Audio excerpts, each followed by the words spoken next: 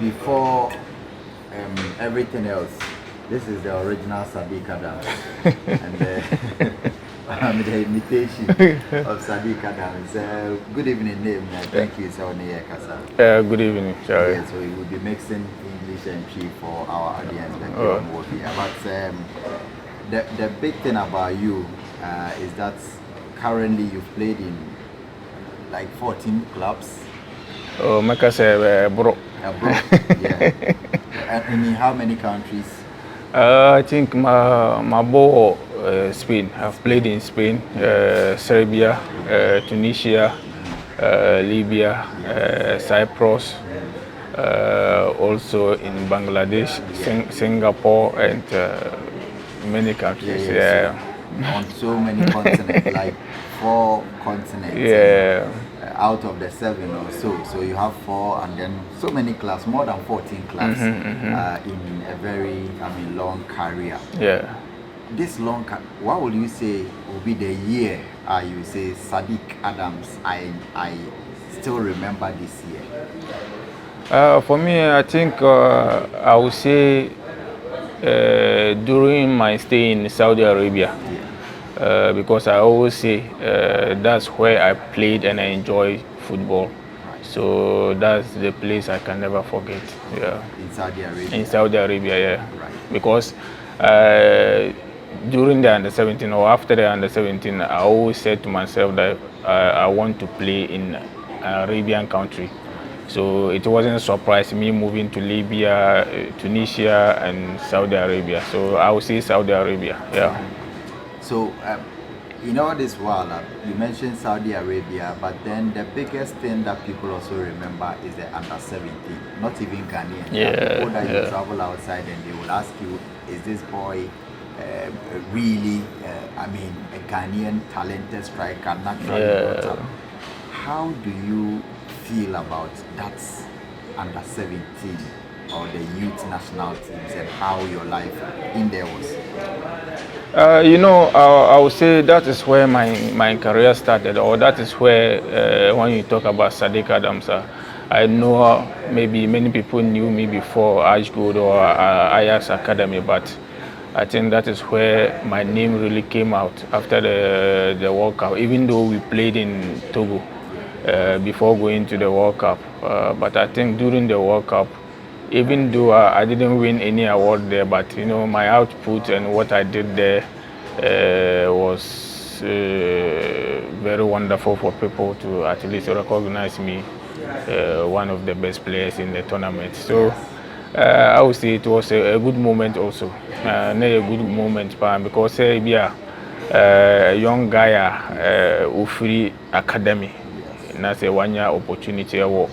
This kind of, I think it's a national team, a big opportunity for any other player. So I would say it was a good experience also.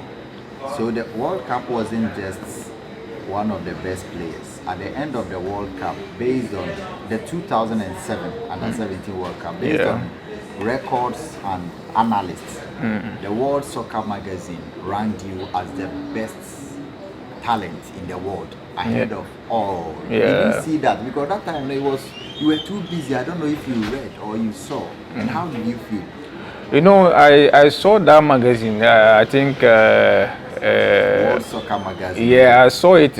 Not even after the World Cup. I saw it during our under-20 qualifiers against Angola in Accra. That is when where I saw the news trending on social media and all that. So when I went to the Google, I went to Google and I clicked it and I saw my name being the first, and I was like, because everyone was tagging me that, hey, Saddick Adams, you are #1 among Aguero, other big name, Fernando Torres and all. Aguero, Gareth Bale, Angel Di Maria, Karim Benzema, They said you were far ahead.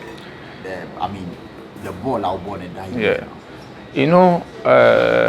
I think everyone knows where I am from, especially from Sunyani, and the kind of hunger that I took into that World Cup, because I was just looking forward.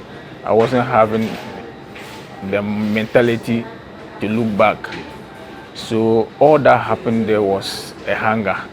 And you know, like I said, I didn't win any award there, but I was contributing more extra to the team. So I would think it's a good thing because I always have that picture. I'm even planning to frame it. Even though when I retire, I still have that. Yeah. At the point in every man's life, there should be something to look back and say, I did it. It's true. Yeah. But a lot of people also believe, like Freddie Adu, and they will say these people put too much pressure on us because this ranking will always put pressure and people will want to expect more. Did you feel that? Because Obia say, I'm going to look at the kid that they say is the best player in the world. Did it put some pressure on you? No, it didn't. You know, like I always say, before we moving into the national team, I think we were already developed. It's not the football today. Those days we play course, we play under 12, under 14, and the 17. You go through all these processes before getting to the senior national team or senior team to play. So I had the opportunity to also play one of the best academies in Ghana. That was Ajax Academy, which was later transformed to Goldface Academy. So I think I had the opportunity to learn a lot. And we being the, I would say, the blacks or Africans, we don't have that opportunity like the white people they have, because after the World Cup, some of them had the opportunity to join the first team, but we were not having the opportunity to play for the first team. Especially, it's difficult to get the first team. They always want you to start from the second team. So if it happens for you to play in the first team, no problem. But we didn't get the opportunity. And in our time, the team I was playing, it was a lot of stars. Kunagüero was there, Fernando Torres was there, a lot of players. So it was very difficult to break through. But at least we did our best. So that's why I was coming to. From Ghana, from Obuasi, Sunyane, then you go to the World Cup, you don't even know what will happen after the World Cup. Then they throw you into Atletico Madrid, one of the biggest sides. You see Aguero, you see Torres. How did you feel as a youngster from Ghana, then to a big league and to a big club? That's what I said. I didn't feel like I was young, even though my age, but I didn't feel like I was young because I already said it, like we were already developed and matured, because I played in the academy, I played course. I even went, when I was 16 or 15 years, I even went and played Bibiani Gold Stars, middle league. I played school games, you remember, I played, so I went through a lot. So me, I wasn't afraid of anything. People can see it in my face. Even when I was playing under 11 or under 12, I could play under 17 or under 20 matches. So I was, mentality was there. It was there, so I wasn't afraid. But when I saw them, my first time seeing them on TV, television and all that, but when I saw them my first time, the person I saw first time was Maradona. I didn't see Kunagüero because that time I never knew Kunagüero was having something to do with Maradona or something like that. He was married to Maradona. Yeah, so that was the first time I saw Maradona. Maradona came to Atletico. Yeah, he came there to visit Aguero. Okay. So we finished training and I saw him. He was like this, very short. So I was like, wow. So these are the people we have been seeing. So I felt like, even though if it didn't happen, at least I've also made it somewhere and learned a lot. Yeah. So what did you pick from these guys? They are whites. Their mentality is different. Yeah. What is that special thing that you think these guys have that we don't? They enjoy what they are doing, but we don't. Okay. There's so much pressure on us. But when they are going to the pitch, they enjoy, because I quite remember during our match against Spain, we were singing. We didn't sleep the whole night. We were singing, clapping, and sweating and all that. But they were just enjoying themselves. And when I went to Atletico Madrid and I saw the hair, he always make fun of me, like after two. Like we were making noise, and after the scores are two. So you see, so they heard us praying. they heard it because we were sleeping on the same hotel. And the funny part, I don't know if one of our players ever said, talk about this or this thing. Our third place against Germany. Yeah. The Germany players, they went to clubbing. Yes, The day before our match, the day before our match, they went to clubbing. The coach allowed them. They went to clubbing. They were enjoying. They even slept late, and we were sleeping. They were disturbing us, and we were complaining. But when we started the game, they scored. They won. Yeah, they won. So that's what I'm saying. Like, they enjoy the game, but the pressure they put on us, we the Africans, that's killing us. Because maybe a day before game, they will even tell you, don't use your phone, don't talk to anybody. So that focus will only be on the game. But then, maybe few days to the game, then they know that they are going to play a game. Okay. That's one thing I love about Coach Stephen Pollack, because that's what he always does before games. Yeah. I think it's first. I've never heard someone. Oh yeah. Yeah, someone talk about this. Yeah. Too much strictness of players here. Yeah. Whether in the national team, praying and doing all that, and putting so much pressure of the game on the players, and the whites always want to take off the pressure from the players. But did you see any player in that World Cup or in the junior national teams in the other countries, like the here, Cruz, and that you said, no, this guy is too good, and you become a star? Yeah, Boyan. Yeah, Boyan, because I heard about him even before the World Cup. I heard about him that there was some Barcelona player, and before that they even went to some European tournament. You know, these white people, they have under 19, so they will play like under 16, under 17, under 15. So before that, and they already know themselves.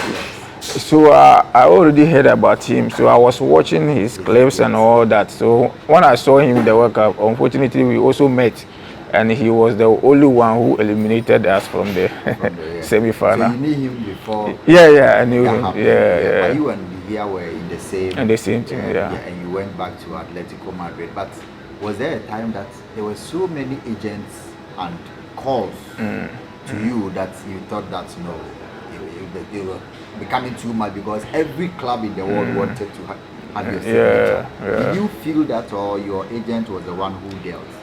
You know, I didn't have agent that time because I was playing Ashgold, and it was Kujo Fiano who was responsible for our movement or transfers and all that. So, you know, I encountered one agent in Togo, the AFCON, during the AFCON. That was the main reason why I went to Tunisia and I signed the contract and later signed to Atletico Madrid, because we played against them. The funny part was, like, I was on the bench during the AFCON because I qualified them in Sumiani here. When we play, I qualified them, so I was on the bench in Togo. First game I didn't play, second game I didn't play, third game I came in and scored hat-trick against Eritrea, so I took my position. So we played the semi-final with Tunisia. And toward the Sahel, we're having a lot of players in the Tunisian team. So after the game, when I scored, we qualified for the World Cup. I think some of their players approached me and told me that their club want me and all that, so I should give them my number. So I gave them my number, and there was one agent called Slim Driwish. He's still there. So he called me and he said that they watch me and they want me, but they send an agent. But Mr. Fiano told me that I shouldn't sign any contract with an agent. He would deal with them directly. Yeah. Okay. But people always ask, even for myself, I don't really know the details of that, but was it true? I don't know whether you have revealed this before, that you signed 2 contracts, or you didn't even know because you were too young. Yeah. What really happened was, after the tournament in Togo, I went to Tunisia. Because Mr. Fiano took me there. I went there, and even when I went there, they told me to play a friendly match with the first team, and I was 17 that time. So after the friendly match, when I played with the first team, then they knew no, You could play. I could play for the first team. They don't need to sign me for the second team and develop me anymore. So Mr. Fiano told them like I can sign, and they brought the contract. Okay. So I signed the contract because me, I didn't know he was the owner of our club, the club I'm playing. He was the owner. So I signed the contract, and then we came back. So when we came back and we went to the World Cup, I thought maybe after the World Cup, I didn't have that mentality that when I go to the World Cup, I'm going to get Real Madrid or that. I just said I have a club, so I'm going to play my football and come back. So you have signed this contract before the World Cup? Yeah, before the World Cup. So when we went to the World Cup, and after the World Cup, I got many offers. I didn't know I have offers though. Okay. So we just played the tournament and we were back home. So it was time for me to go to Tunisia. I just took my bag. I got my flight ticket and everything. So the next day I was there, I got a call from Spain, a foreign number. I got a call, and the man was like, "Is this Saddick?" And I said, "Yeah, it's Saddick." He said, "This is Peter." He's a Nigerian agent. He said, "This is Peter." And all this, no, I have an offer for you in Atletico Madrid. And I said, Atletico Madrid. I said, wow. So I called Mr. Fiano and I told him, the man called me that he's taking me to Atletico Madrid. He said, no, you can't go to Atletico Madrid because you already signed. And I called the man and I said, no, I can't go anywhere. The next day, the man was in Ghana. Peter, the guy in Spain came to Ghana. You told him that you have a contract? I had told him I have a contract because I told him, and he even asked me how old am I, and I said I'm 17. He said, no, your contract is not valid. That's what he told me. He said, no, your contract is not valid because you are underage. You can't sign a professional contract. And I said, because I didn't know anything. Yeah. He knew. So the next day I saw him in Ghana. He came. I was surprised. So they canceled my flight and everything. The next day he booked, I think 2-3 days, he got a Spanish visa for me. Wow. Yes, and I went to Spain. When I went to Spain, it was me and Opare, together with Opare. Yeah. We went to Spain and we signed Atletico Madrid document. And that was all. but this thing is, I mean, it was one of the biggest stories. Yeah. More than 2 years. Yeah. But this Tunisian club, when you sign a contract, there is consideration whether they have to give you money. They pay you so that you have their money, so you can move. I never took anything from them, but I don't know from Mr. Fiano's side. I don't know.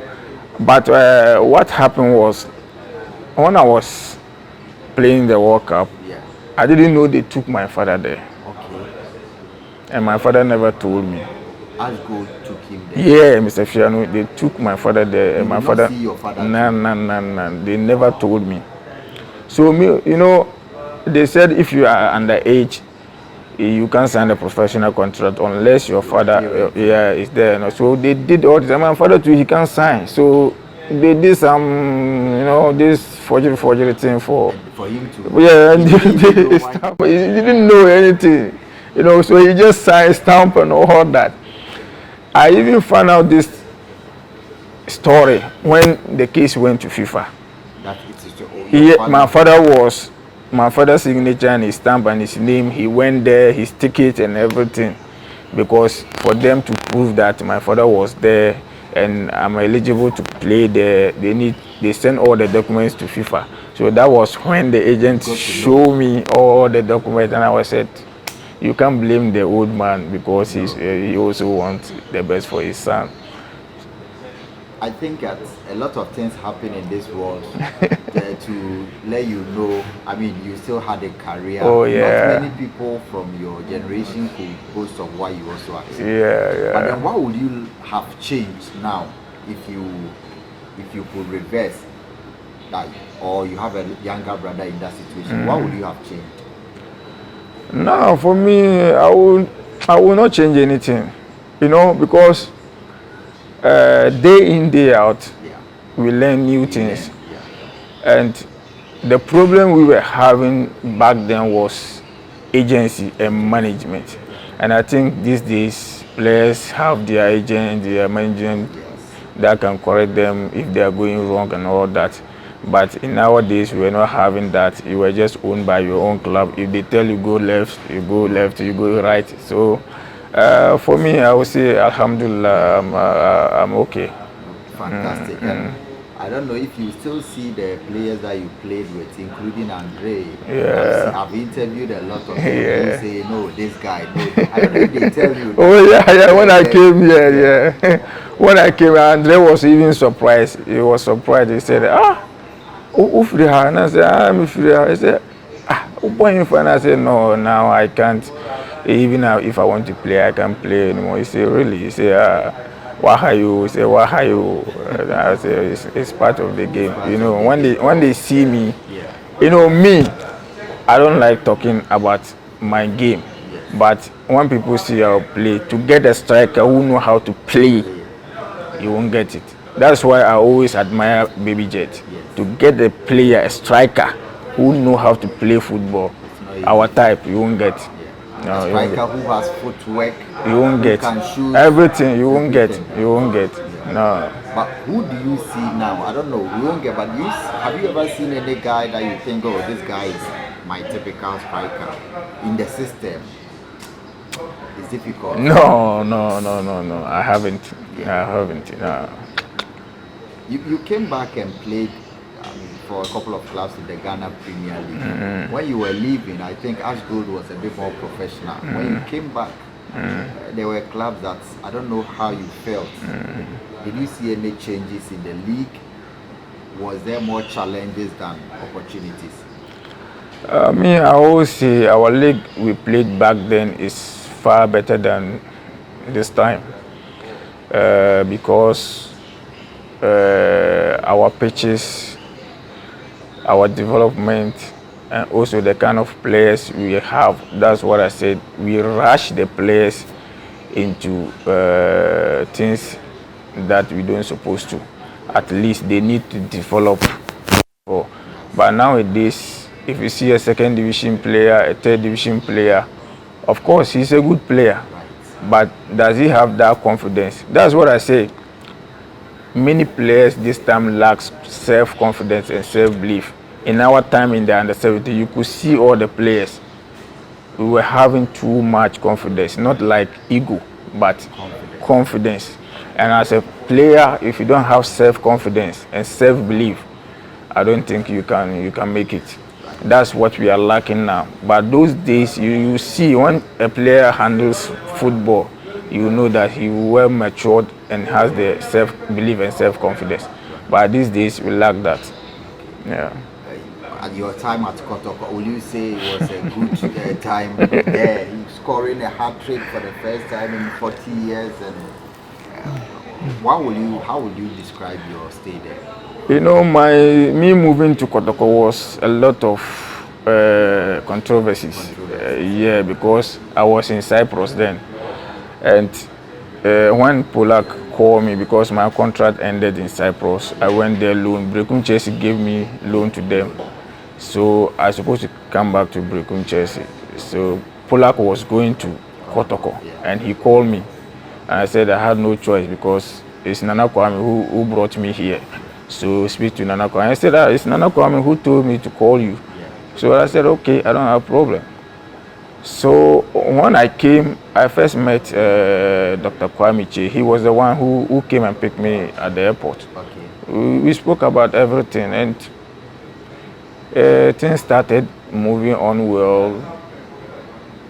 And the next thing, you hear different story here, you hear different stories. Some even said I was even injured before coming to Kotoko, so they need to take me to South Africa and do me surgery, a lot of things. But like I said, me, where I come from, my back is very hard. My shit. So I don't listen to those negative things.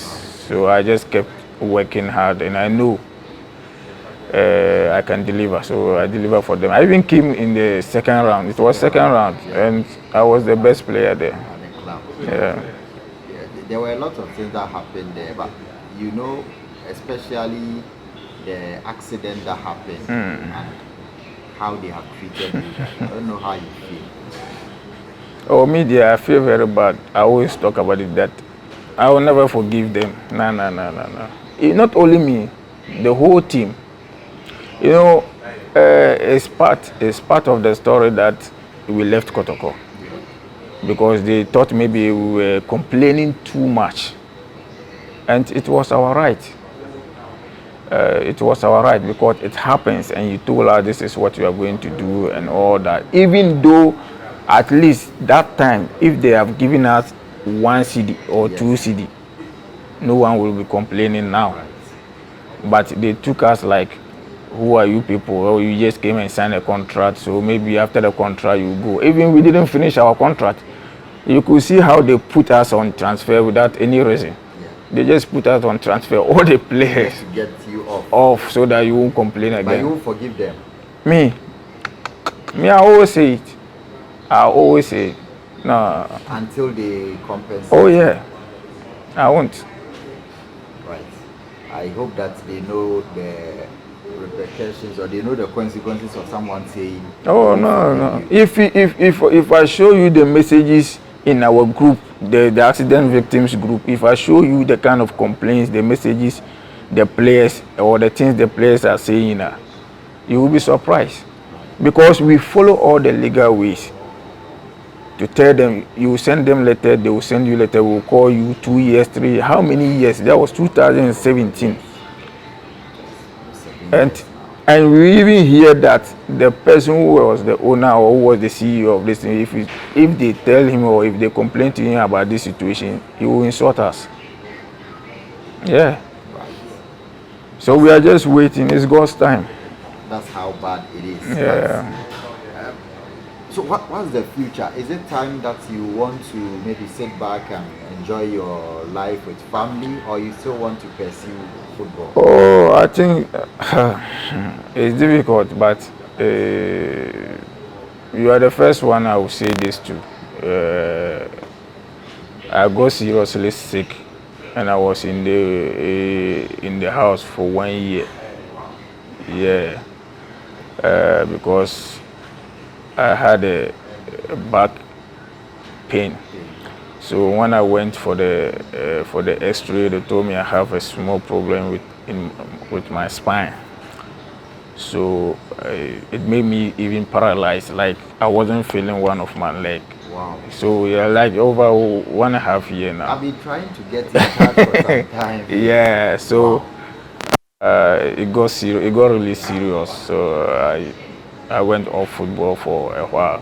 It's even now that I can walk. So wow. Yeah. So I don't know. I don't know, but maybe very soon I'll stop playing football. Yeah. Wow. Yeah. But you completely healed now? Not completely, because I can walk. Yeah. I can jog, but I can't run. I can't play football. Okay. No, I can't.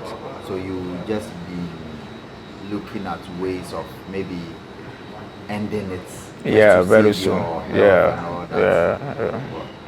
That must be very painful for you. Oh yeah, no one even know about this thing. You know, even my close friends, they don't know about. Only my brother Rafi, only him, he knows about this. So it's painful. It's painful. But what can you do? Even if I didn't feel sick, at least I will stop playing football. But all I will say, if I look back, those I started with or those I play with, at least I didn't mess up with my career or my life. You know, at least I'm okay in life. Yeah. You did what God had said you should come and do.